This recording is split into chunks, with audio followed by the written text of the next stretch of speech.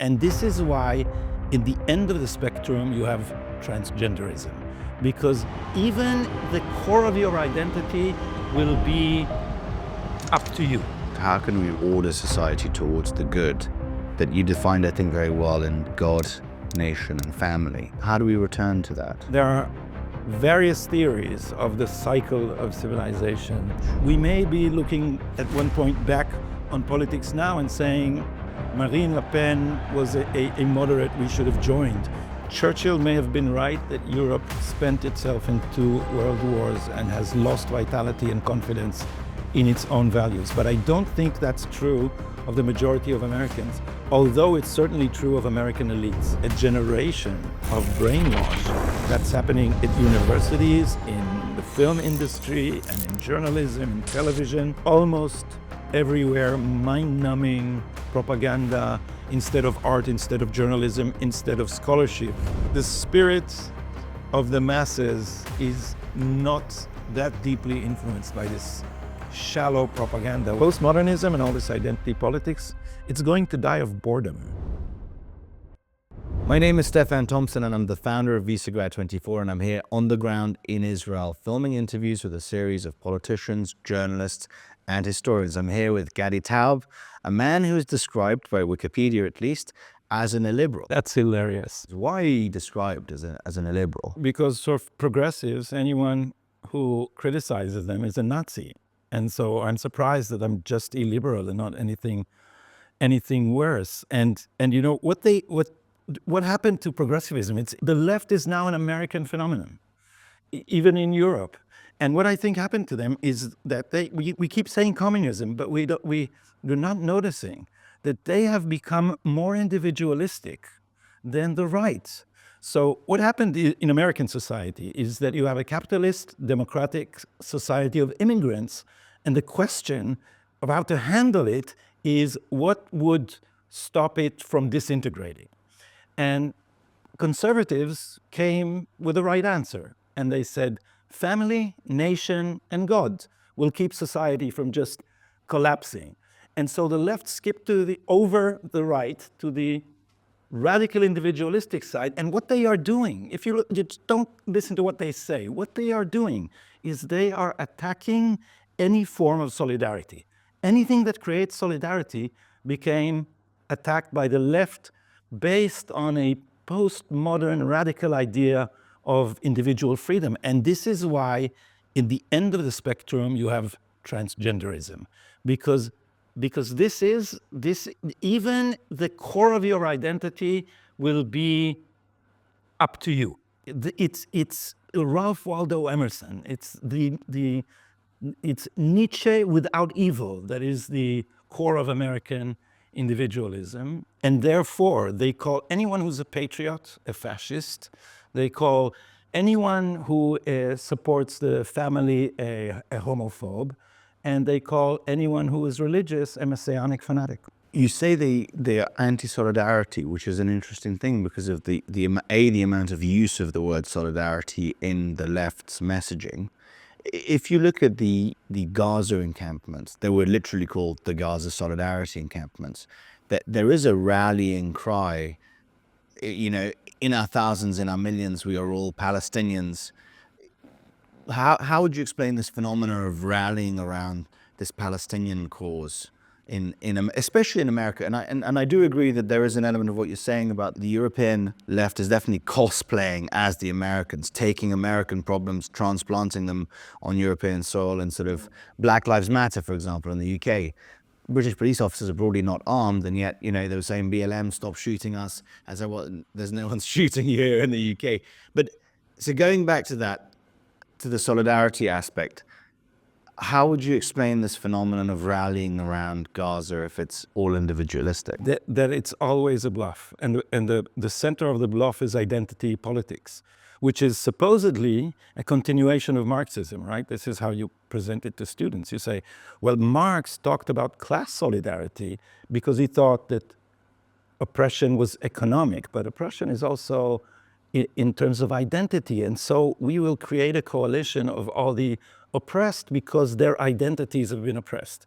Supposedly, this creates solidarity, but it doesn't in reality. What it does in reality is the balkanization of identity. What they do is keep dividing. You know, there's an amazing part in a book by Christina Hoff Sommers, who calls herself a factual feminist. And she said, you know, when I went to gender study conferences back in the 90s, we knew what our agenda was. We were for civil rights, we were for the Equal Rights Amendment, we were for a limited list of things that we knew we support. And then she said, that's the 80s. She said in the 90s, when I came, all the groups kept fragmenting until, I'm not sure I remember the example, the group of overweight Jewish women whose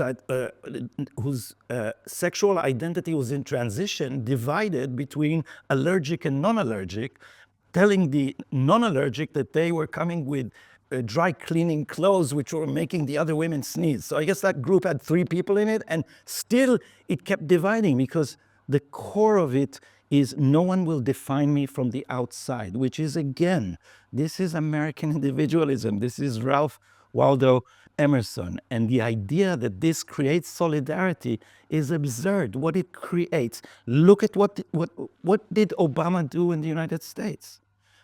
He created divisions. He exacerbated every aspect of identity clashes. How can this radical progressivism be fought? How can we return and turn back society and order society towards the good that you defined, I think, very well in God, nation, and family? How do we return to that?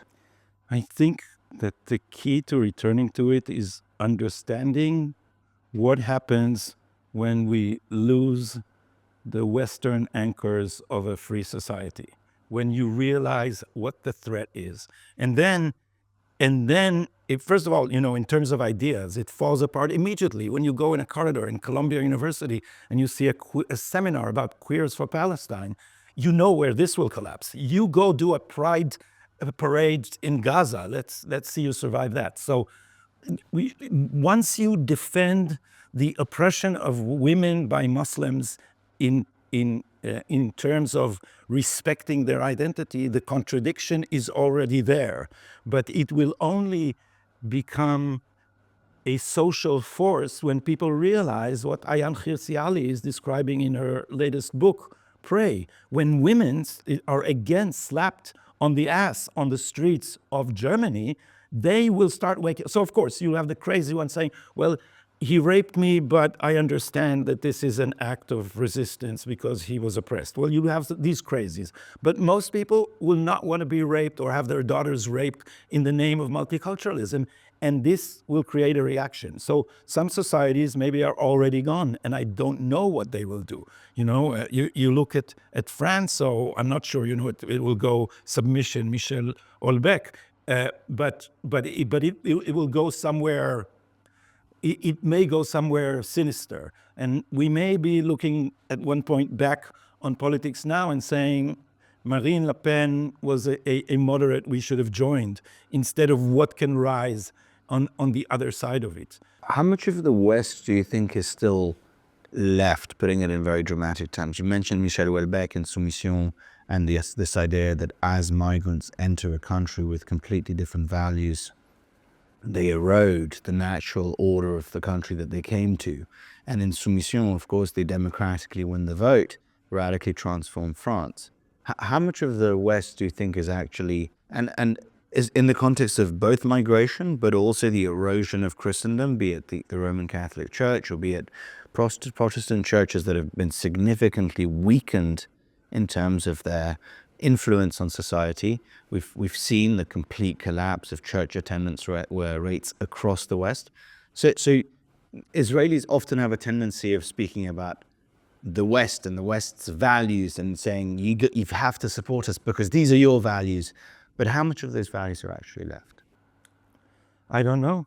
I believe in the vitality of American society, which I know better than I know Europe. Europe, you know, Churchill may have been right that Europe spent itself in 2 world wars and has lost vitality and confidence in its own values. But I don't think that's true of the majority of Americans, although it's certainly true of American elites. American elites, since America has become so self-confident, American elites have allowed themselves to indulge in a lot of stupidity, which they then export because there was no serious price. But now there is going to be a serious price. And I think increasingly there is a serious price. And then elites discover that they are generals without rank and file soldiers in the culture wars. And it's taking a long time for ordinary Americans to return to what was the simple and admirable American set of beliefs, which I think is still there despite a generation of brainwash that's happening at universities and in the film industry and in journalism and television. Almost everywhere, mind-numbing propaganda instead of art, instead of journalism, instead of scholarship that is going on. But people, I think, are developing a distance from that. And you enter the university and you know you're going to hear bullshit about men being pregnant. And if you're smart and commonsensical, you know that's what professors say and you just ignore it. But their plan was actually good. And this is Herbert Marcuse and Woody Duchka and the long march through the institutions. They said, we will take the universities and then we will train everyone else. There's a wonderful scene in Am I a Racist by Matt Walsh, in which Matt Walsh is sitting with Robbie D'Angelo, who is... have you seen this scene? Yeah, with the money. Sure. So the reason I'm bringing this up is the reality check aspect of our conversation, where it is an incredible scene where a radical progressive is faced with a literal check, right? It's very literal. It's like, here's a black man, pay your reparations now. And you can see on her face, and she says this is deeply uncomfortable. And the reason I'm bringing this up is this reality check but she does pay him money. She goes to her purse and she takes that money and she gives it. She has no choice. It's like, this is checkmate. There's no escape from that. The reason I'm bringing this up is I want to ask you about, you said you brought up the example of women in Germany being, essentially sexually assaulted on the streets, and no one wants to live with that, except for a few radical crazies. How fast do you think before the bill comes for these radical ideas, especially in America, which has been at the forefront of this culture war? How soon will this bill come? I don't know. I think we can be cautiously optimistic, but they're starting to realize that there is such a thing as reality out there. And it's not just a question of ourselves examining the beauty of our own conscience in the mirror. The other is an abstraction designed to purify the self from the sins of the past. That's what it is. That's what they do in university departments. And what it sets up minorities for failure, because then you see that who are the people who advance under these circumstances? The people who are willing to advance themselves by this emotional manipulation. So there can be like one gay black student holding the whole class hostage, and they would have to look at him for approval for anything they say. And that person is only going to thrive in an environment where this works. And that's not the free market. In the free market, you can't do business by making everyone feel guilty. That's not how you do business. So you're setting him to be a bad surgeon if he's going to be a physician, and a bad scholar if he's going to be an anthropologist, and a bad businessman if he's going into business. So that's an internal reality check, which I think will also eventually kick in, but I don't know where it would be too late, because you look at what happens with Islam in some countries and you say, what are they? You look at these rallies in London and you look just at the mass of people. How are you going to be able to deal with them? If there's one thinker which I think the West needs to go back to, that's Emile Durkheim, who understood the real problem with individualism. And the real problem with individualism is not what Hobbes taught. It's not that we are dangerous to each other. We are dangerous to ourselves. If there are no social constraints, we don't know how to manage our own instincts. And I learned this because I had a roommate who was a good friend of mine in New York who became a drug addict. And I saw this happening. And then I went with him to Alcoholics Anonymous. And this is a very simple thing. I wrote an essay that no one read about, I called it the necessary minimum. Because Alcoholics Anonymous as an organization understands the rudimentaries of a good life. That a good life is being close to one individual, at least, embedded in a group which holds a set of values and has a higher justification for them. These are 4 stratas. So if you read Durkheim or you read Clifford Geertz, it's the same. So this is what they take you by, because it all hit me, Durkheim and Alcoholics Anonymous, it all hit me because they distribute this literature in the AA organizations. And one of them at Hazelton was by a doctor who said, alcoholism is radical individualism. And I've been studying American liberalism. I was doing my PhD in America, and I suddenly read it, and I say, wow, amazing, because this is it. An alcoholic sinks into his own instincts and his own desires and cuts himself off for everything. And the program connects you first to a sponsor, then to a group, then to a set of values, which in this case is very simple. Don't drink. And then a higher justification, which is your higher power. And what they tell you, what is step 1? I have lost control over myself, and I need something bigger to help me. I'm translating this to normal language, but this is the 12 steps, and so this is the road to reconstruction. Radical individualism will not take us to where we need. How important, Gadi, is the role of religion in a society? I mean, what you just said in terms of Alcoholics Anonymous and this higher justification, really, it almost sounds like a religiously organized society in some ways. How important do you think? Can the West survive without Christendom? Oh, you're putting me in a very difficult spot. Very. Because I'm an atheist, and I wish I could believe. I see, my view, as a writer, when I write fiction, I think what people really want is consolation. That's what, at the end, the deepest need is not sexual, it's not power, it's So not Freud even, is wrong. It's not even love. Freud is completely wrong. And and a psychoanalyst knows this. That's why they completely deserted drive theory and adopted relational psychoanalysis in all its, but psychoanalysis is a church. You can't say Freud is wrong. You just say, you guys did not understand what Freud really meant. What he really meant is the complete opposite of what he said. So the real driving force is consolation. And so, and religion provides that, and I don't have that. I find it very hard to believe in any benevolent higher power after the Holocaust.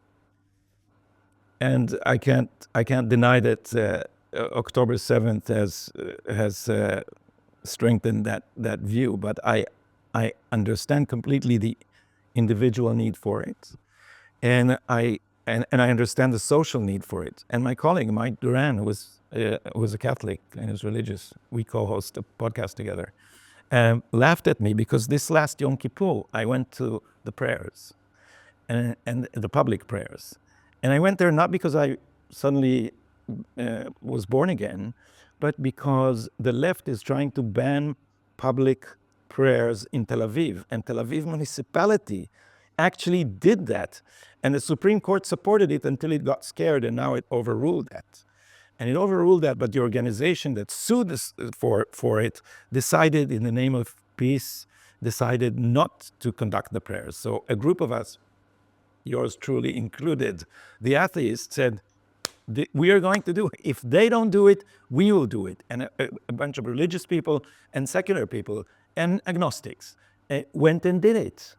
And I grew up, my mother was a socialist from Shomer HaTzair. It's the real Marxist side of Israel socialism. She left that. And my father also from a pie, also a socialist party, became an economist and I guess a Keynesian, and they were, for Marxist, religion is the opium for the masses.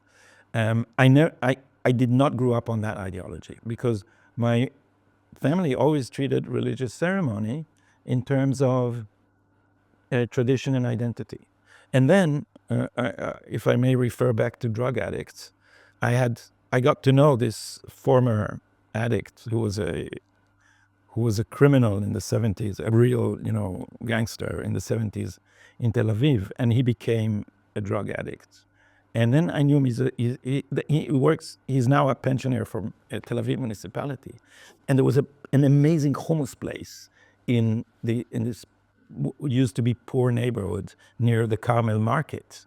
And I met him there, and he's from the neighborhood, and he showed me the sewage cover, and he said, and this is what he said to me about religion. He said, when I was a drug addict, I sat on this sewage coverage, and I saw people doing the kiddush on the religious ceremony of the Saturday dinner on the eve of Shabbat at the window up there, and I heard them singing the kiddush, and there I was in the sewage, and there they were. And I came to his house to do the kiddush. And then you get, I guess that's the closest that I get to a religious feeling because, it makes your hair stand. It's this man who lifted himself literally from the sewage now performs this holy ceremony in a clean surrounding with his family. And this is his identity and his meaning. And I think that Israelis have to learn important lessons from non-European Jews, because European Jews suffered the shock of the Enlightenment and secularism that came with it, while the Mizrahi Jews, the Sfaradim, who come from Arab countries, for them, Jewish national identity and religion and the secular realm and the religious realm are a continuum. So for us who came from stern, European philosophies, my parents used to say, you put on a kippah, a head cover like religious people, but you drive on Shabbat. You're not observant. Who are you cheating? While they would say, there's a spectrum, and I put this because that's what my forefathers did. That's my father's home. That's my tradition. Reading the Bible on a Saturday is not necessarily only a religious ceremony. It's also the continuity of Jewish peoplehood. And this is the greatness of the Jewish Bible, that it's not just a list of religious commandments. It's not just a continuous moral sermon. It's also a national story of identity. It's our history. So even radical secular people like Ben Gurion, who founded this country, can say the Bible is the bedrock of our identity, even without God.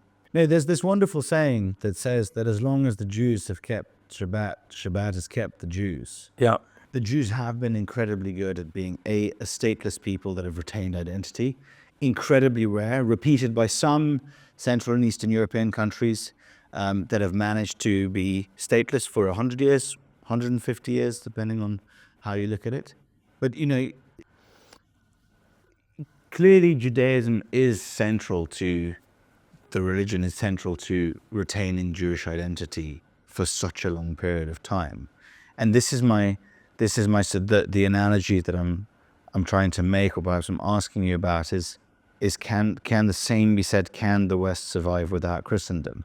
Obviously you're an atheist, so from your perspective, but from a sociological perspective, clearly you understand the value of religion. You see that there is a value to religion. Yeah.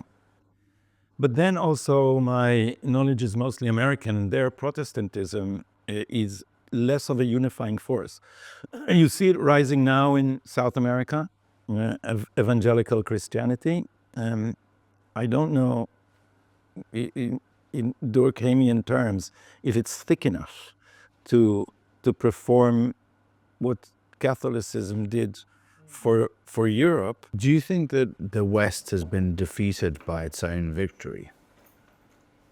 That the victory has been so complete in economic sense, in comfort sense, in technological in the technological sphere. I mean, we have the absolute pinnacle of economic comfort, medical comfort, technological advancement.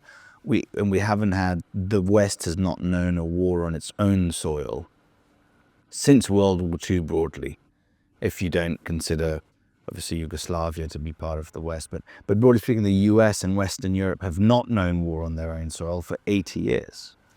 I think that's right. I think that they have become soft and spoiled. And also, Europe has been conducting foreign policy without consequences, because daddy will come to save us if something bad happens. And this was the NATO philosophy, which was resisted by, in a way, by Margaret Thatcher, who insisted on using a British force, and more strongly by Charles de Gaulle, who basically, I don't remember which historian quipped that, who believed that there should be no annihilation without representation. If France does not control its own foreign policy, then it will have no consequences. And then, to follow your thesis, this is the decline and fall of the Roman Empire once again. It became too powerful, too self-absorbed, and then too decadent. And there are various theories of the cycle of civilization, which we know from, Renaissance Europe, and then the Enlightenment and Adam Smith and others. And this is that once you become too powerful and too self-confident, you become spoiled. You brought up the Durban Conference before we started filming. What's the impact of the Durban Conference on progressivism? What role did that conference play on the world stage in terms of making anti-Zionism a religion of the day almost? Yeah. What they did is they were making anti-Semitism great again. And now they dressed anti-Semitism in the drab of anti-racism. So now if you're against racism, you should support jihadist Palestinians and Hamas against allegedly colonial Zionist oppression. That's the frame of mind. It's the political manifestation of post-colonial studies in the university. But what it exposed, and John Fonte was the one to realize this also, is that the language of human rights is turning against democracy. And that was so clear there, because human rights activists came to the UN Commissioner for Human Rights or Against Racism, it was Mary Robinson, I think, at the time, and said, look, we have this agenda, say reparations. Whites will pay black reparations. And we couldn't pass it through the American democratic system because the American democratic system rejected it. So now we are going to the UN, please impose this on America. So here you have it in the clearest form, a human rights agenda which justifies imposing something on a democratic society against the will of its citizens. So this is the frame of mind of these elites. It's the European Union elite is exactly the same. We know the true and the right. The masses are stupid. The greatest danger to democracy is actually citizens. And now we will impose our enlightened values from Brussels without you barbarians, deplorables, garbage people being able to interfere. Are you in any way hopeful about the future of Israel, Europe, the USA, and the broader West? It sounds like you're pessimistic. No, I'm not. I'm actually very optimistic. I'm not a pessimist. I wouldn't be here if I was a pessimist. Well, I'm not a pessimist at all, and I think people are. I think this wave has crested and will begin to retreat. In some places, the damage may be irreparable, but I think that the spirit of the masses is not that deeply influenced by this shallow propaganda, which is also mind-numbing. And my late mother, who was a secret intellectual, she kept thinking and never was able to write anything of this. She said, postmodernism and all this identity politics, it's going to die of boredom. That's what's going to happen, because it's mind-numbingly repetitive. And being in academia, I can see if you're a professor and you want to advance, what you do is you take this sausage maker, and it doesn't matter what you put into it, it produces the same sausage. This is why it's so boring. So I tell my students, look, forget the jargon. I can explain the whole of postmodernism to you, postmodern ideology to you I'll give you the key to open every Judith Butler unreadable essay. It's all the same. Never ask what the truth is, only ask who gets to decide and why. And the answer is always the same. The hegemonic group in service of preserving its hegemony. It doesn't matter what area you study, feminism, Middle Eastern studies, you don't ask what the truth is about the Arab world, and so you never get to know what the real problems are. You never ask what the truth is, you only ask who decides. Who decides? The West. For what reason? For preserving its colonial enterprise. So the question is always the same, the answer is always the same, and so people eventually realize how vapid this is and how useless it is in terms of understanding reality. How can you explain the collapse of the Arab Spring if all you are going to study is your own texts in search of your secret racist biases? It this has nothing to do with their real problems. Clifford Geertz once called it epistemological hypochondria. You always feel like something in your concept is still sick and you need to purify it. And if you look at what anthropologists did, it used to be that anthropologists studied a society and there was a little methodological introduction at the beginning of the book. Now the book is a methodological introduction, and when you reach the end, you realize they're not going to say anything about the actual society that they went to study, only about their own biases. How long can this maintain the interest of students? I think younger students are just saying, I don't want to use the F word here. A lot of people are sensitive. Gadi, I really hope that we've provided some different answers to the audience. Thank you so much for your time. I really appreciate it. Thank you.